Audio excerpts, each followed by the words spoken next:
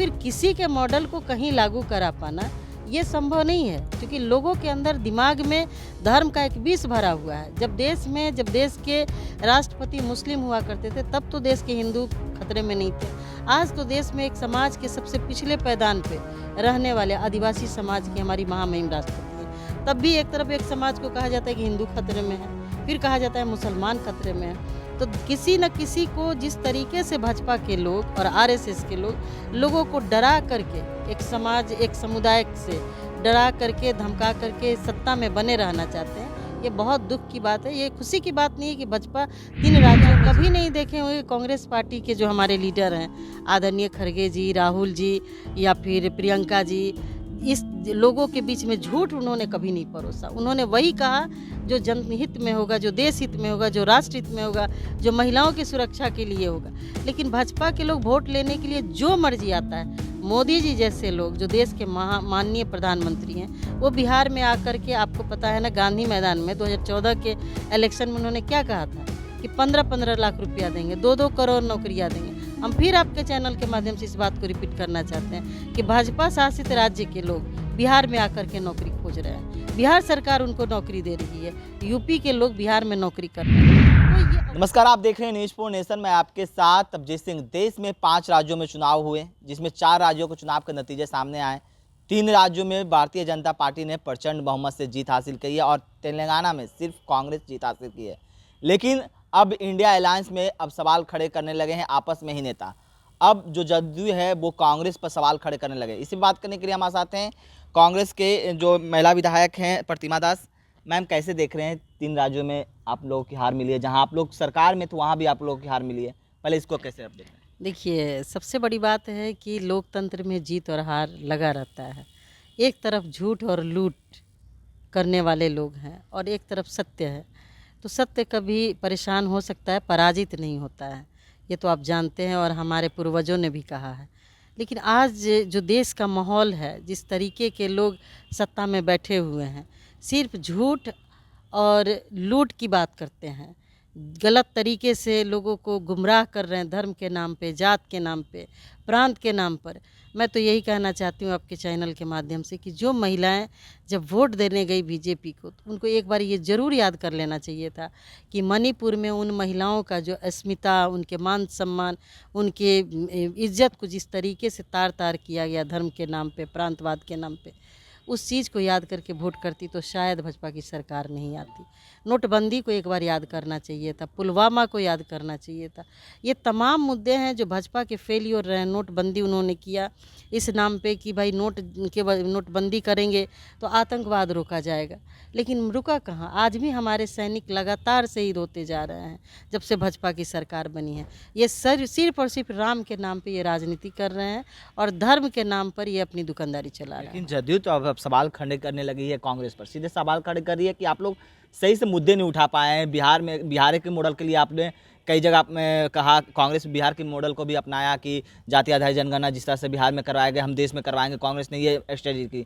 लेकिन जदयू कर रही है कि नीतीश के मॉडल का आपने नहीं बोला, नीतीश के मॉडल को जिक्र करते हैं तो आपको जीत मिलती। कांग्रेस पर सीधे सवाल खड़े करने हैं जदयू। देखिए, सबसे बड़ी बात है कि मैंने कहा ना कि चुनाव में जीत हार होते रहता है, लोकतंत्र है। लेकिन सबसे बड़ी बात है कि जहाँ तक किसी के मॉडल की बात है, तो कांग्रेस पार्टी ने देश की आज़ादी के बाद, जिस देश में एक सुई भी नहीं बनता था, जिस देश में एक स्कूल भी नहीं थी, इतने सारे उन्होंने IIM college, medical college, engineering college, बहुत सारे संस्थाएं, बहुत सारे पुल, रेलवे ट्रैक, गांव-गांव तक बिजली पहुंचाया, फूड सिक्योरिटी बिल लाया, शिक्षा का अधिकार लाया, स्वास्थ्य के लिए तरह जगह जगह पे एम्स जैसे हॉस्पिटल कांग्रेस पार्टी ने खुलवाए।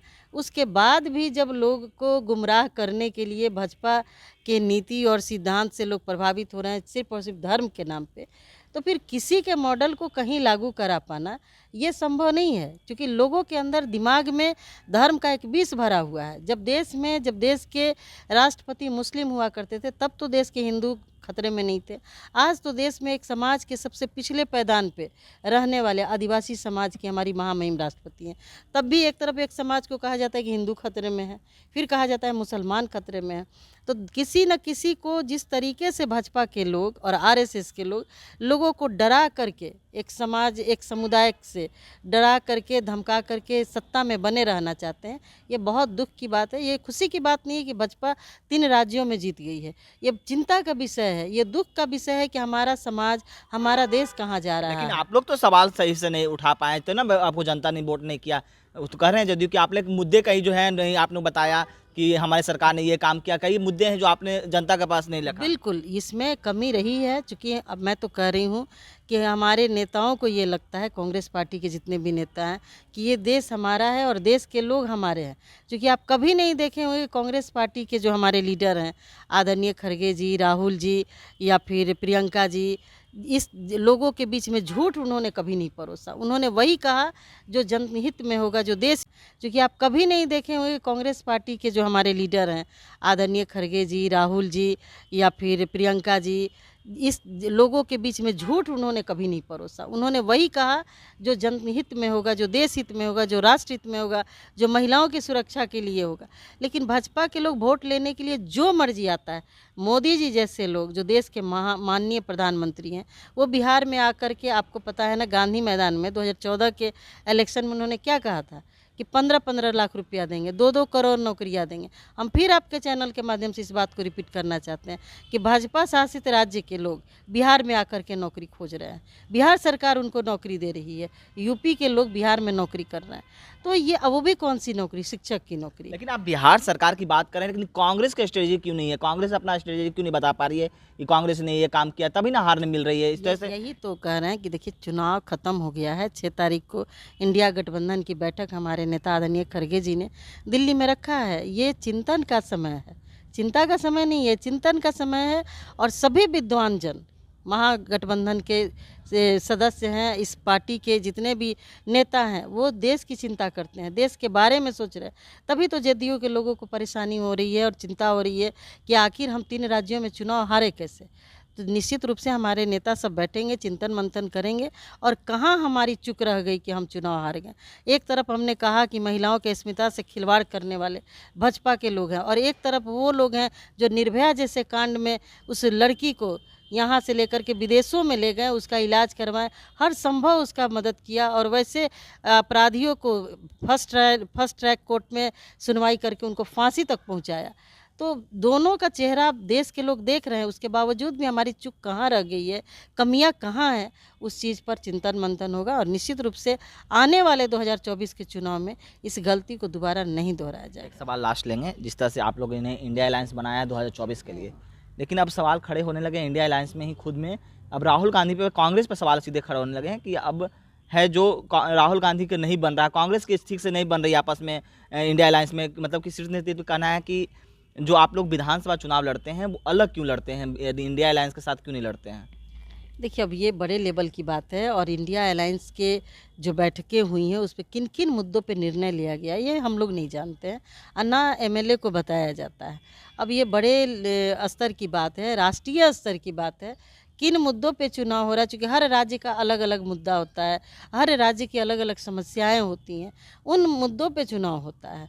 अब इसका निर्णय तो हमारे केंद्रीय नेतृत्व लेंगे, और जो उनका निर्णय होगा वो हमारे सभी कांग्रेस के लोगों को मान्य होगा। लेकिन अब इंडिया अलायंस के नेता तो कांग्रेस पर भारी पड़ रहे हैं, अब सीधे बोल रहे हैं कि राहुल गांधी अब नहीं है, अब मतलब नीतीश कुमार, जदयू अब हावी है कांग्रेस पर, कि नीतीश कुमार हैं जो अलग दावेदार हैं इंडिया अलायंस में। तो कैसे? अभी तो इलेक्शन में समय है, अभी हमने कहा ना कि 6 तारीख को बैठकें होंगी, उसमें क्या निर्णय लिया जाएगा उसके बाद आप सब लोग को पता चलेगा।